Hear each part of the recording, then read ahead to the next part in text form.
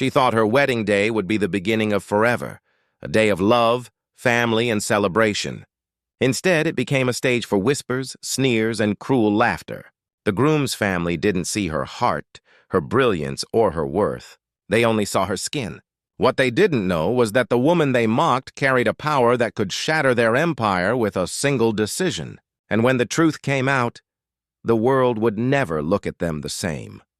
Her name was Amara, a woman of brilliance and resilience, raised by parents who taught her to carry dignity like armor.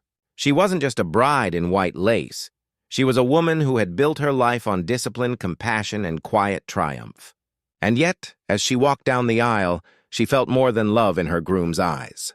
She felt the weight of glances from his family, eyes sharp, smirks cruel, whispers dripping with disdain.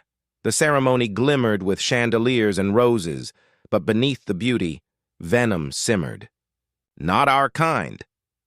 Doesn't belong here. Words that cut like knives, hidden behind champagne glasses and fake smiles. At the reception, the cruelty grew louder. A cousin muttered, "Money can't buy class." Another guest mocked Amara's mother's accent, laughing too loudly as if her very existence was entertainment. Each moment stacked heavier on Amara's chest, and her groom, frozen, torn between love for her and loyalty to the family that raised him. But then came the toast. The groom's uncle, a man of power, wealth, and arrogance, raised his glass. His words, dressed as a joke, sliced through the room. "Here's to a marriage that proves love is truly..." "Blind!" Laughter erupted. Glasses clinked, and Amara stood there, smiling on the outside while centuries of struggle burned inside her. That was the breaking point. She set her glass down and rose, every movement deliberate, her gown trailing like a banner of defiance. The uncle leaned back, smirking, expecting tears or retreat. But Amara didn't tremble. She didn't falter. Instead, she commanded the room with a silence so sharp, even laughter died in its tracks. Because here was the truth they had ignored. Amara wasn't just a bride. She was the daughter of a self-made family, standing at the center of a $950 million merger, the very deal that could rescue the groom's family's crumbling empire. Every cruel word, every sneer, every laugh had been directed at the one woman holding their survival in her hands. Faces shifted. Smirks fell into panic. In that instant, the power flipped. She wasn't the outsider anymore. She was the reckoning, and she didn't hesitate. The deal was canceled. In one decisive act, $950 million vanished from their future.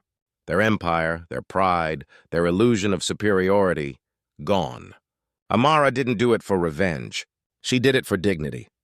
For every whisper, every scar, every moment where silence was demanded of her.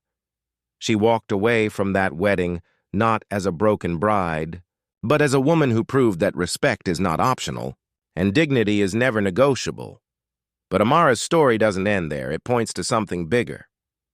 Because racism doesn't always roar with slurs or violence. Sometimes it hides in polished halls, in whispers at weddings, and in jokes that cut deeper than knives. And every time it leaves a mark. Her decision was more than personal. It was a message.